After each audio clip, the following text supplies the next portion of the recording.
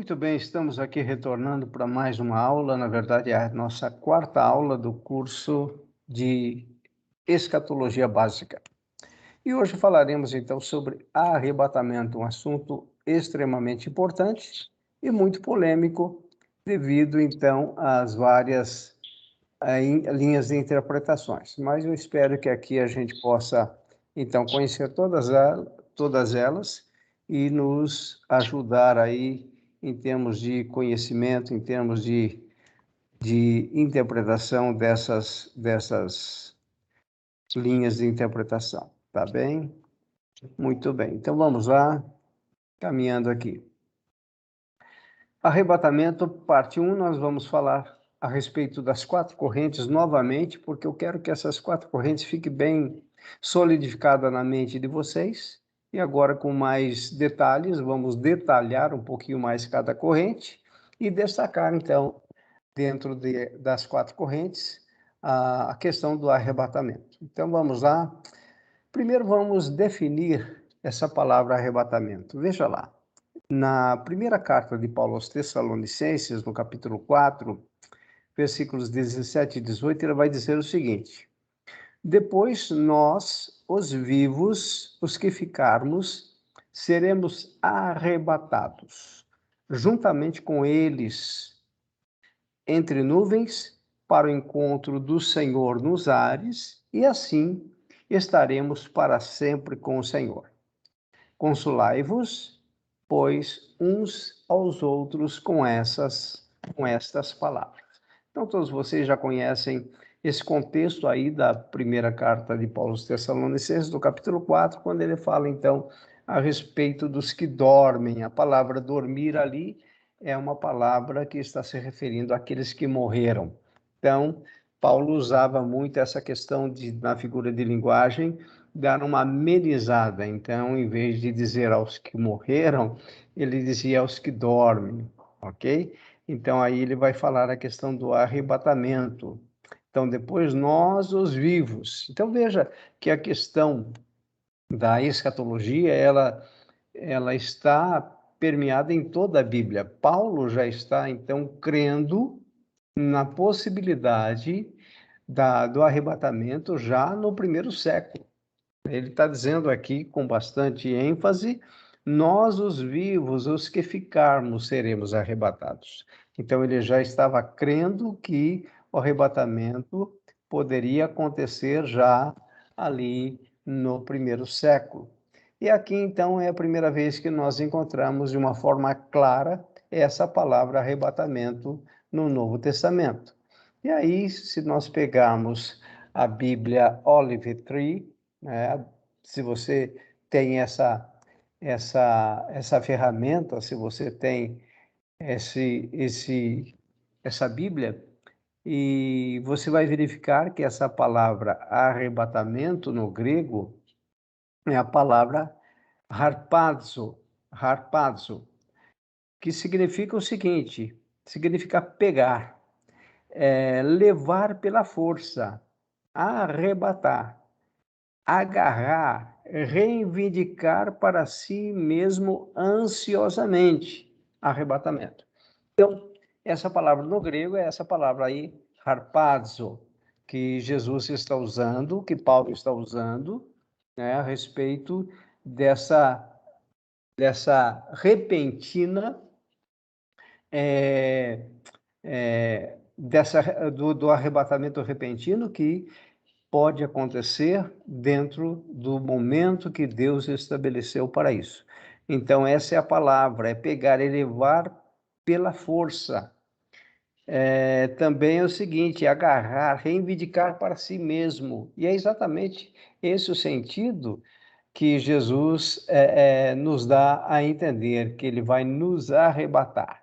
Então, num momento inesperado, primeiro nós seremos transformados. Esse nosso corpo mortal aqui, ele será transformado, será glorificado.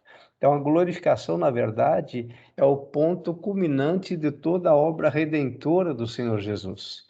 Porque na cruz do Calvário, dentro da sua obra expiatória, vicária que dentro da sua obra substitutiva, ele nos redimiu, ele nos justificou, nós estamos num processo chamado santificação e nós seremos glorificados no futuro. Então, após a glorificação, e a glorificação é instantânea, é num piscar de olhos, e aqui não confunda o arrebatamento com a glorificação. A glorificação é num piscar de olhos, e logo após, então, seremos arrebatados, seremos, então, levados para o Senhor. Ele mesmo vai nos levar, vai nos arrebatar para si mesmo. E nós temos certeza de que o Senhor Jesus está ansioso por essa data, por esse dia, e nós também esperamos que isso aconteça. Aí eu fui no dicionário online da nossa língua portuguesa para trazer, então, dentro daquilo que a nossa língua entende a palavra arrebatar. Então, veja aí, a palavra arrebatar, o significado dela em português, está em linha com o significado no grego. É tirar algo à força, contra a vontade de quem o possui. Somente aqui que nós temos que entender. Na verdade, nós vamos ser tirados à força desse mundo, arrebatados, porém, não contra a nossa vontade. Pelo contrário, nós almejamos e ansiamos que isso aconteça no momento certo. Significa também sequestrar, arrebatar o filho de alguém. Então, imagine aquela questão do ladrão também, né? Hoje em dia a gente vê na televisão os roubos de celulares. Então, a pessoa está, de repente, distraidamente numa praça e está com o celular na mão, o celular no bolso, e de repente o ladrão passa de bicicleta. Acho que você já viu essa cena. E retira, então, o celular da pessoa. Então, ali o celular foi arrebatado, tá, pelo ladrão contra a vontade da pessoa. Nós seremos arrebatados, nós seremos retirados desse mundo, gratos a Deus por isso, e isso não será contra a nossa vontade, pelo contrário, será o dia mais feliz da nossa vida. Então, isso é arrebatamento.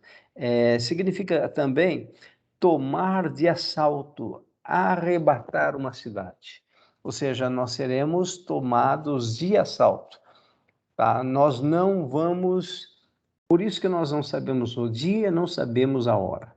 Mas esse ato divino, o arrebatamento, a glorificação é uma obra divina, porque ninguém se autoglorifica. Então, a glorificação e o arrebatamento são atos divinos que Deus opera em nós no momento em que Ele mesmo já tem planejado. Então, nós não sabemos. Então, guarda essa informação de que arrebatar é tirar de assalto, é tomar de assalto, é sequestrar de uma forma rápida, de uma forma em que nós não vamos ver isso acontecer devido à rapidez com que vai acontecer. É mais ou menos assim, nós seremos arrebatados e eu acho que segundos ou minutos depois é que a ficha vai cair e nós estaremos, conforme o que Paulo nos disse aqui, olha, nós estaremos para sempre com o Senhor. Então, a ficha vai cair quando nós estivermos na presença do Senhor, na gloriosa presença do Senhor. Então, o arrebatamento será algo amplamente esperada ou deve ser amplamente esperado pelos filhos do Senhor. Muito bem, agora vamos ver o arrebatamento, então, nas 4 correntes que nós estudamos. Então, nós vamos detalhar um pouquinho mais as 4 correntes, ok? E vamos enxergar dentro dessas 4 correntes o arrebatamento, ok? Sempre com aquela ideia. Você certamente já tem uma corrente definida no seu coração ou não, tá? Se você já tem, aprenda as outras, sempre respeitando. Se você não tem, busque ao Senhor, para que Ele possa, então, trazer clareza no seu coração. Com isso, nós não estamos dizendo que dessas 4 correntes, uma é certa. De repente, nós não sabemos, nós teríamos que ter uma revelação clara na Bíblia para definir esta é a corrente correta. Entretanto, nós não encontramos ainda uma definição clara, um consenso comum das 4 correntes. Qual corrente é realmente a que está presente na palavra de Deus? Muito bem, então vamos novamente falar um pouquinho mais agora sobre o pré-milenismo histórico, tá? Antes de irmos para o gráfico, eu vou ler esse texto que está abaixo para vocês entenderem a origem do pré-milenismo histórico. Então veja lá, o pré-milenismo histórico ou clássico, tá? Alguns chamam de clássico, vem desde a igreja primitiva. Então o que significa dizer que os pais da igreja, antes dos pais nós temos os pais apostólicos, ok? Então os apóstolos são considerados os pais apostólicos. Então nós temos ali no primeiro século, considerando então todos os apóstolos do primeiro século. Aliás, só existiram apóstolos dentro daquele padrão do Novo Testamento ali no período em que o cânon estava sendo escrito, né, do início do século até a final do século, porque nós tivemos João escrevendo Apocalipse por volta do ano 90, então, final do primeiro século. Muito bem. Então, a igreja primitiva, ela cria no pré-milenismo histórico. É isso que nós vamos ver agora. E continuou sendo defendido pelos primeiros pais da igreja. Então, depois dos pais apostólicos, a partir do segundo século até o terceiro, início, meados do quarto século, nós temos os pais da igreja. Então, quando você ouve falar, por exemplo, de Irineu, de Agostinho, de outros nomes de referência ali no segundo, terceiro e quarto século, então esses são os pais da igreja. Tá? Então, veja só, essa visão, essa corrente escatológica chamada pré-milenismo histórico, continuou sendo defendido pelos primeiros pais da igreja, sendo Irineu um dos seus principais defensores. Esse tipo de pré-milenismo perdurou até a metade do século XIX. Na verdade, vamos estender um pouquinho aí. Na verdade, o que nós temos? Esse tipo de pré-milenismo perdura até hoje, porque nós temos igrejas e nós temos irmãos que creem no pré-milenismo histórico, ok? Então, na verdade, perdura até hoje, não até o século XIX. A partir do século XIX, o pré-milenismo histórico, ele perde um pouco da força. É isso que temos que entender. Quando John Nelson Darby, nós vamos falar nele novamente, apresentou seu sistema dispensacionalista, como nós estudamos na aula anterior, a respeito do aliancismo e do dispensacionalismo. Nós vimos que o dispensacionalismo ele entra muito forte a partir do século XIX com John Nelson Darby e é sistematizado, então, pela Bíblia de Scofield. Muito bem, então aqui nós temos, Darby apresentou seu sistema dispensacionalista ali no início do século XIX. Surgiu então o pré-milenismo dispensacionalista. Olha só, nós tivemos permeando toda a história, desde o primeiro século até o século XIX, o pré-milenismo histórico, ou seja, o pré-milenismo clássico. Muito bem. Aí, com John Nelson Darwin, ele pega esse pré-milenismo histórico e, principalmente pela sistemática do dispensacionalismo, surge, então, o pré-milenismo dispensacionalista, tá? Você já deve saber da diferença, porque nós já falamos, mas vamos focar aqui para que hoje fique bem claro, bem caracterizada a diferença entre um e outro. Então, dada essa informação, nós vamos ver agora o gráfico. Então, nós temos aí a cruz, que significa a primeira vinda de Jesus, né?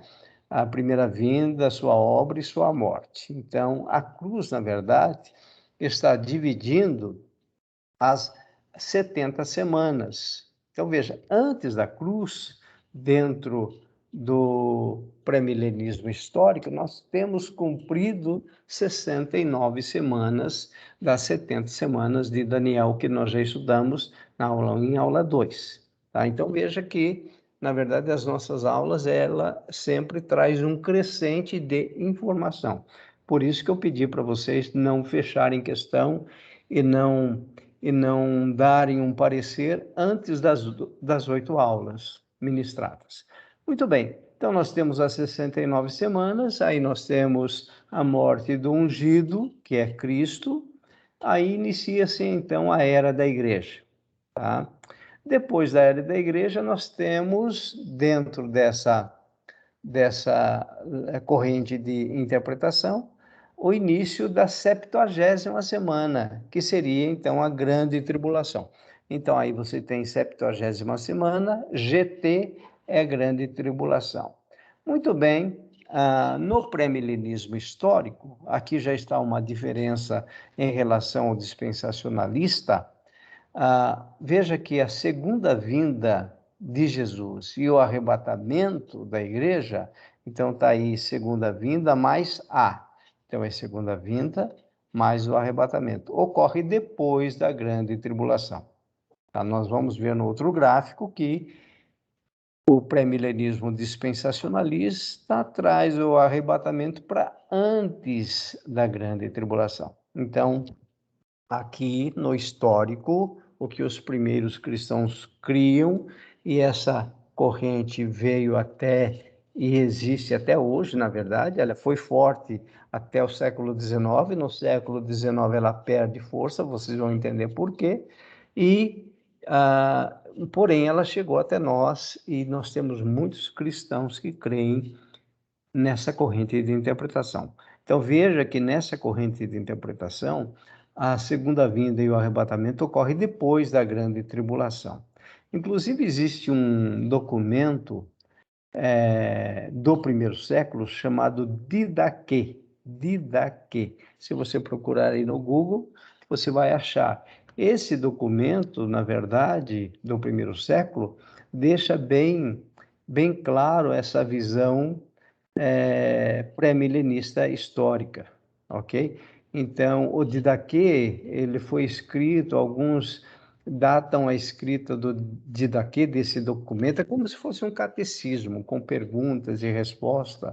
Eles dizem que são orientações dos apóstolos. Então, Didaquê, logicamente, não é canônico, não foi uma inspiração do Espírito Santo, como foram os evangelhos e as cartas.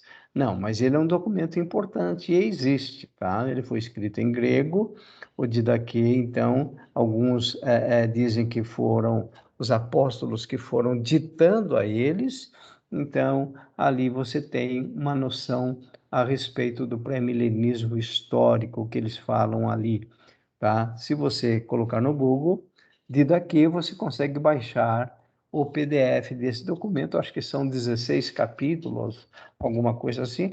É bom baixar e ler, são informações a mais que você vai estar recebendo. Muito bem.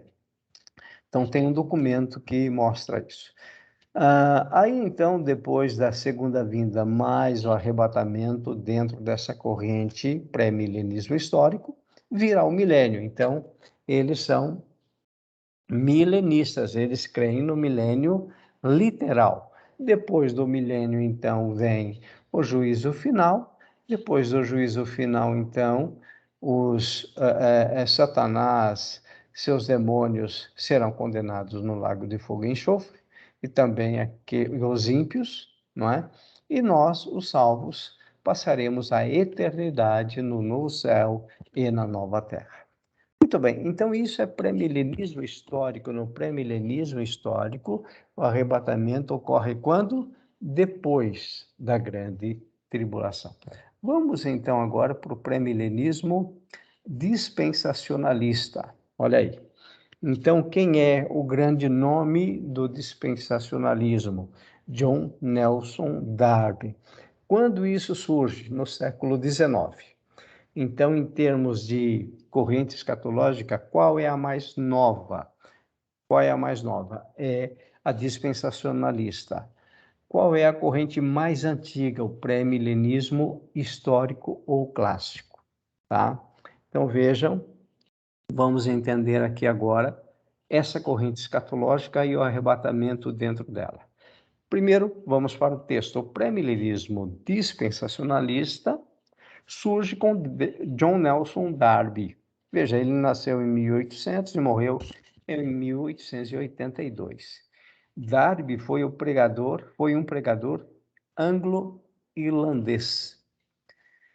Essa corrente se tornou ainda mais conhecida nos Estados Unidos no início do século XX, pela vasta circulação da Bíblia de estudo de Scofield. Então, o que acontece?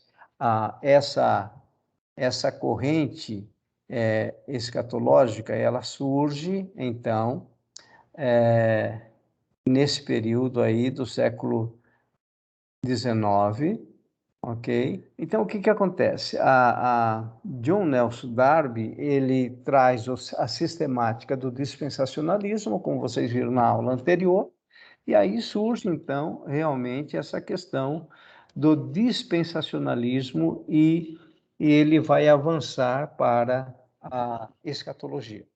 Então, dentro do pré-milenismo dispensacionalista, nós temos também as 69 semanas antes da morte do ungido, ou seja, na primeira vinda de Jesus, seu ministério e obra.